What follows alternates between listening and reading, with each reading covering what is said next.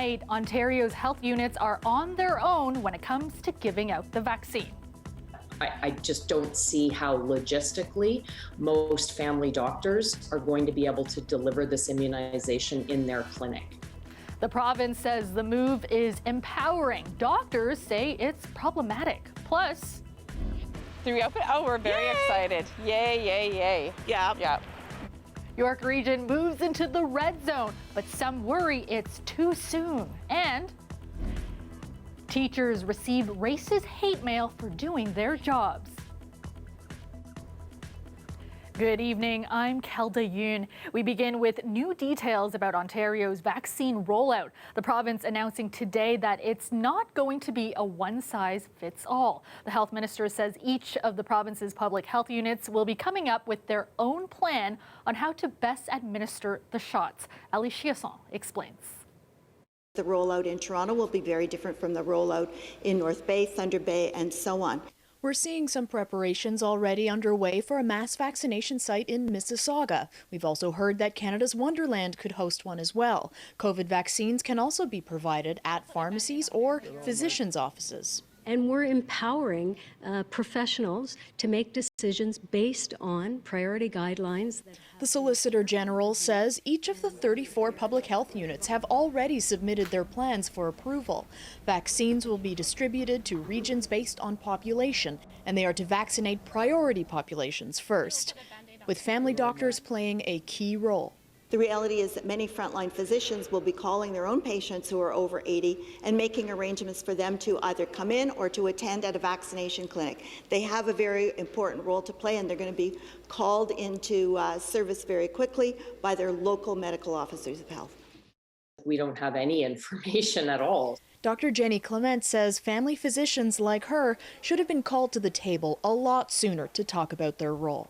I work at the COVID testing site, I work at the nursing home, I work in my office, and I will also be working at our local vaccine site at St. Joe's. I just don't see how logistically most family doctors are going to be able to deliver this immunization in their clinic. With the challenges being staffing, security, supplies, space. That's why she sees mass vaccination sites as the best way forward. And she's as eager to give the shots as her patients are to get them. We've been getting calls since before Christmas. I've had to change the outgoing voice message on our answering machine. And we've clearly been saying, we do not have any more information than you have. This is the website for the Ministry of Health that you should visit if you want the most up-to-date information on when and where you'll be able to get the vaccine, because that's where we go to. The province is also creating an online system for people to eventually book their own appointments. And everything, of course, is contingent on vaccine supply. Ali Chiasson, CBC News, Toronto.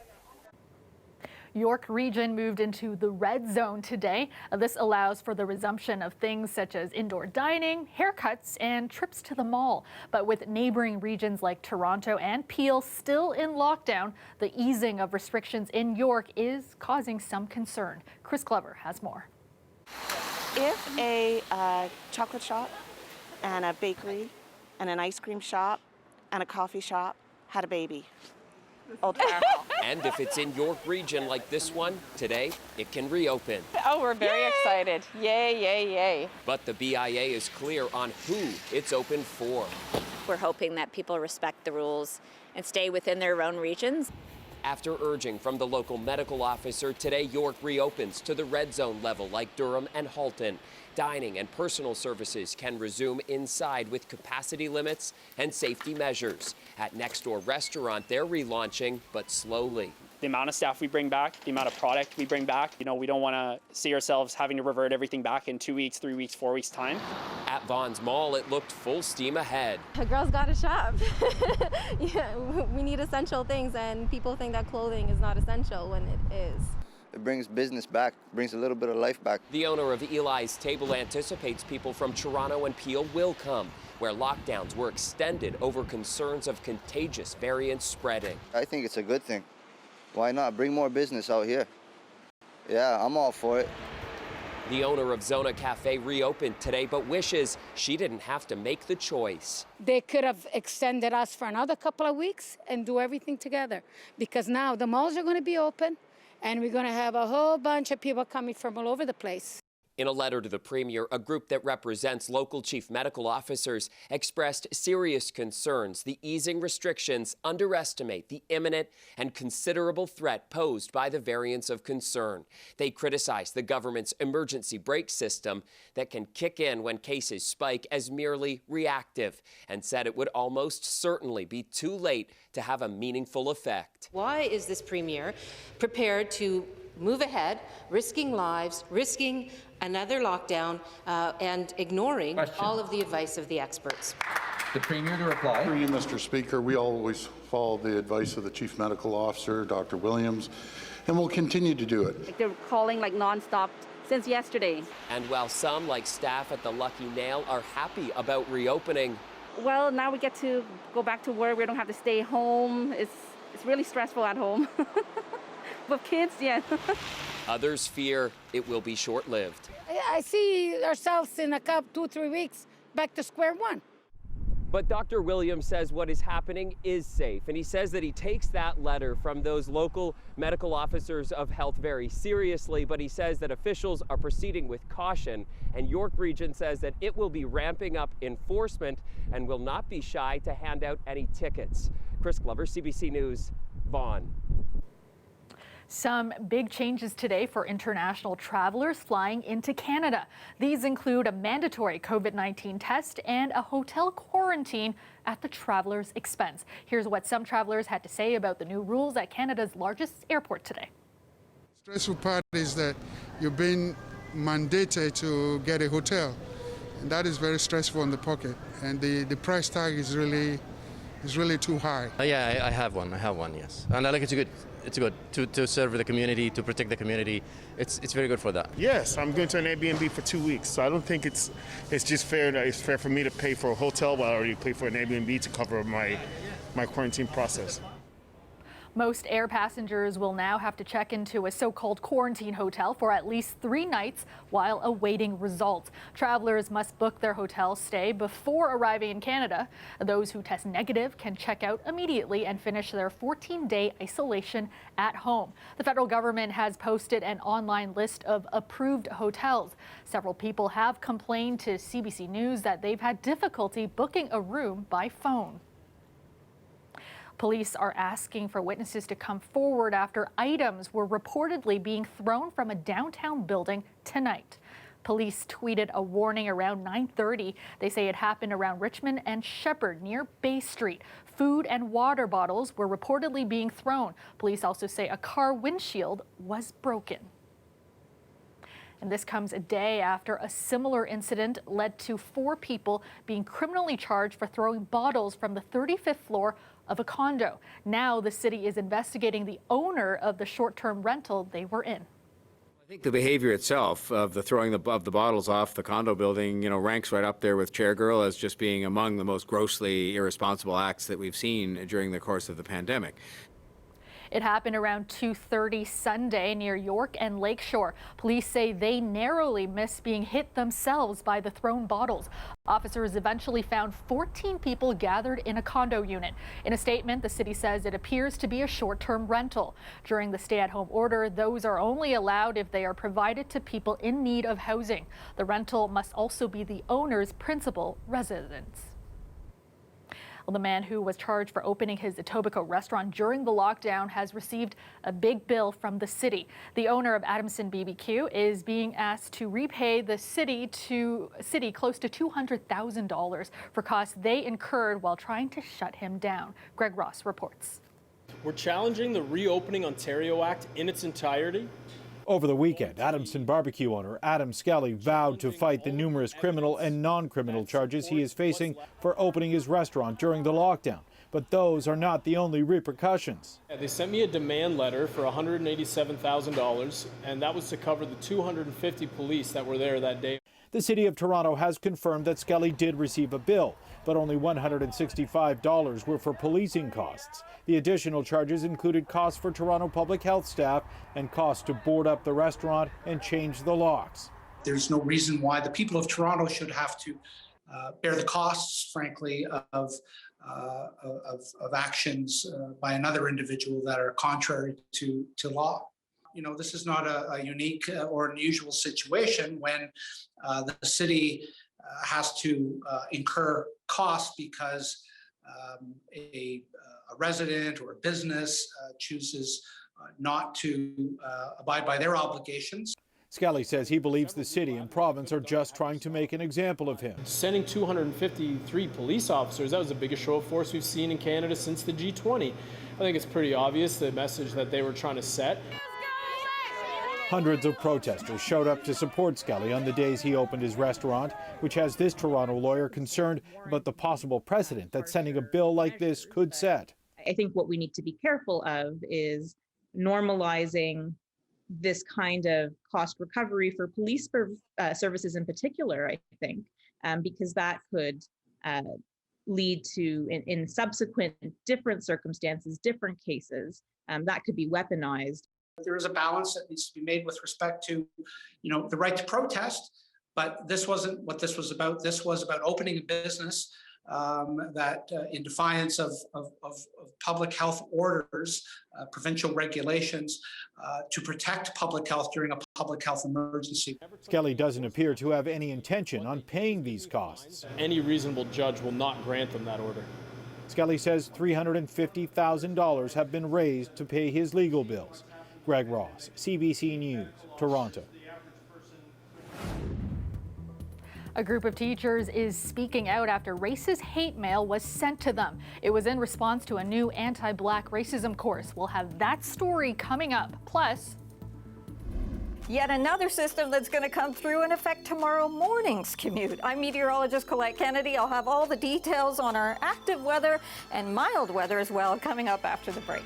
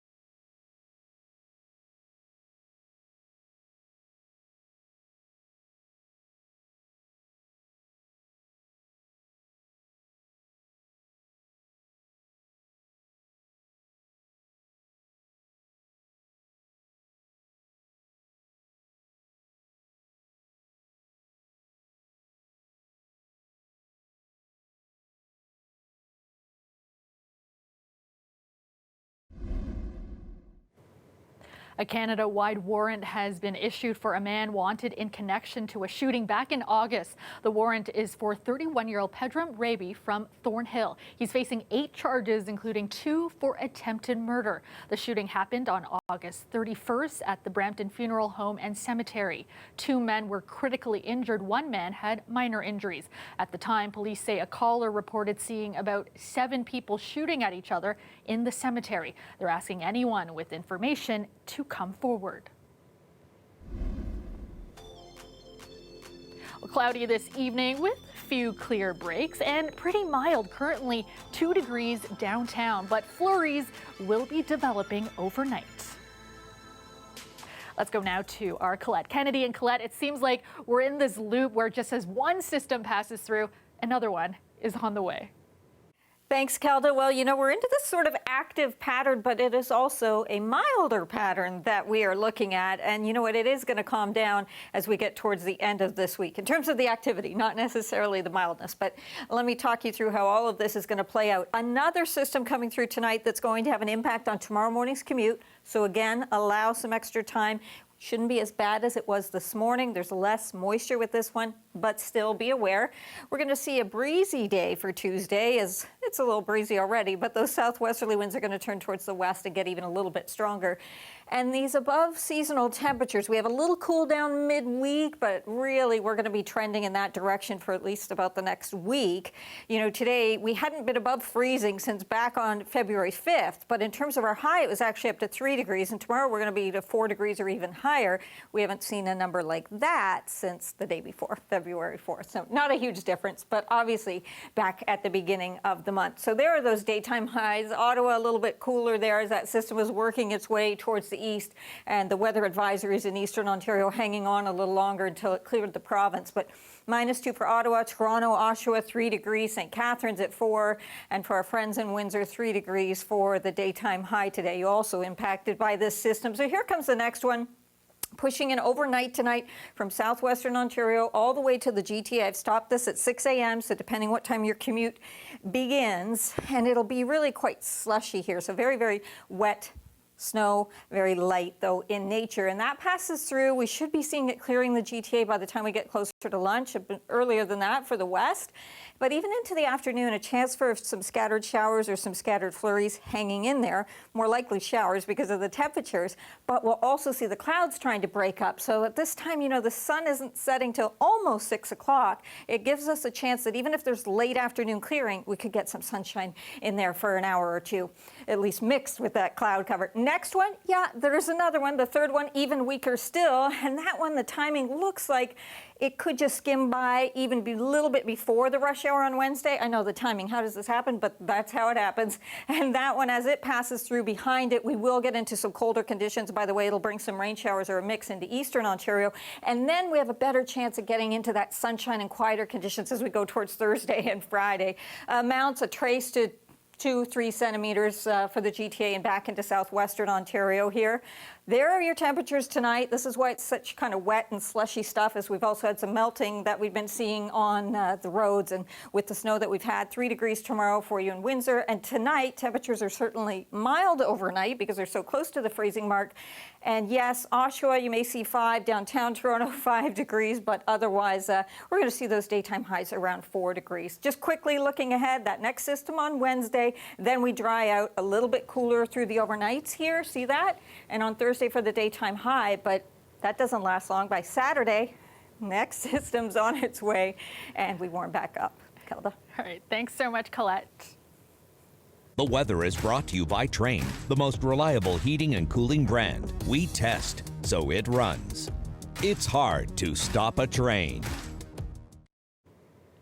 The province has released results from the asymptomatic COVID-19 testing it carried out in Ontario schools. Over 3,700 people were tested. 32 tests came back positive for the virus. The tests were done between late January and mid-February in more than 400 schools across the province. Well, asymptomatic testing is one of the measures the Ford government has put in place to help keep students in class. And tonight, some health experts are saying even if COVID-19 cases in the province spike again, in-person learning should continue. Trevor Dunn has more. As students in Toronto, Peel, and York region begin their first full week back in class, it is happening under the cloud of a potential third wave of COVID-19. Projections released last week show a dramatic rise in cases as early as next month, fueled by new virus variants and the lifting of restrictions in some regions. If it really starts taking off, I will not hesitate for a second to close these schools down. That was Premier Doug Ford ahead of the second wave. This time around, experts say the government shouldn't panic. Schools, in my humble opinion, are too important to be closing. I think I would approach it as if it's an essential service. Counters over here and the marble. Medical experts say the risk of virus transmission in schools is low, while the harm of the closure on kids is very real. Not just on their education, they say closures lead to more childhood depression, anxiety, and abuse. We're seeing a huge surge in mental health issues for a generation that was already in many ways struggling. Then there's the significant number of children who have disappeared from the public education system altogether. At the TDSB, approximately 5,500 students failed to sign up for either in-person or virtual learning this year, representing about 2% of total enrollment. The option for in-person school is really essential, and it's especially important for really the most underprivileged populations. We're going to continue to follow the advice. Speaking with CBC Toronto today, Ontario's education minister says the government is committed to keeping schools open moving forward. We think it is consequential to development and mental health of children. We think it is their right. Teachers, educators, and school staff also have a right to a safe workplace. Unions have demanded more investment from the government for things like ventilation systems and smaller class sizes. But the minister argues the classrooms are safe and the numbers keep proving it. Some of the toughest postal codes in Ontario when it comes to COVID had very low rates of COVID. I mean, we're talking about disproportionately low in the school compared to the community. Trevor Dunn, CBC News, Toronto. A group of TDSB teachers trying to tackle anti-Black racism say they are determined to forge ahead, especially after they were targeted by racist hate mail last week. As Nick Boisvert reports, the attack is yet another instance of anti-Black racism at the board. Last Wednesday started well enough for D. Tyler Robinson. He met with TDSB executives about his course on anti-Black racism. The day took a painful turn shortly after. After that meeting, I received a call from my principal at Inbrook Secondary, and she essentially told me that she had received hate mail at the school. She read out some pretty vile anti-Black racist attacks that are disheartening, but not surprising to us. The attacks were scrawled on a Toronto Star article with Robinson's face in the headline photo. The message accused him of trying to take over the school system. It was punctuated by numerous racist slurs. This is what we're dealing with, and this is not solely a US-based problem or a problem that exists elsewhere. This is a problem that exists here, and we're working to deconstruct that. Robinson and his colleagues developed the course last summer following global protests against anti-Black racism. The TDSB is offering it at 7 schools so far, but there are efforts to expand it more widely. It's a new course. It takes time to train teachers. You need to teach it properly. So the resolve is there, I believe, to offer it to more schools. In a statement to CBC Toronto, Education Minister Stephen Lecce weighed in and called the attack vile. He wrote, "We will continue to listen to Black voices and continue to deliver systemic change to restore hope and real opportunity for racialized youth." Robinson says leaders must commit to a province-wide transformation, which he says they're resisting. If you want to make the change, make the change. That's why you're in office. That's what Black students are asking of you. That's what Black educators are asking of you. And that's what Black parents are asking of you. Reporting by the TDSB suggests the course is needed. The board started tracking hate incidents in 2018. It has found more instances of anti-Black racism than any other type of attack. Nick Boisvert, CBC News, Toronto. A selfie taken a world away. Perseverance sends some out-of-this-world photos from the red planet. We'll show you more after the break.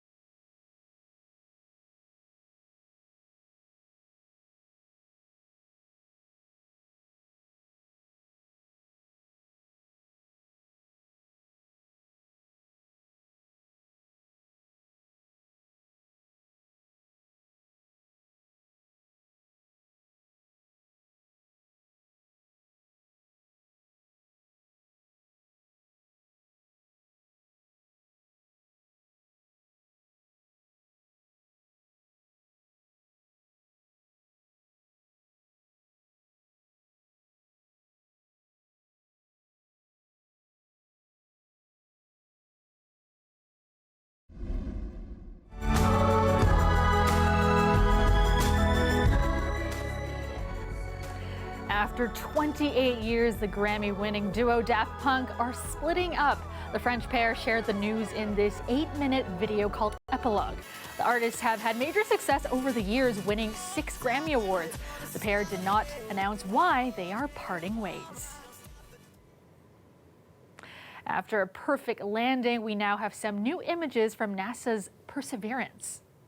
NASA released some spectacular pictures from their latest mission to Mars today. The rover beamed back these images just moments before a touchdown last Thursday. You can see the 6-wheeled vehicle hovering just above the surface. It shows the entire vehicle dangling from 3 cables, and clouds of dust whipped up by the crane's rocket thrusters are also visible. The rover collected an unbelievable 23,000 images of the descent.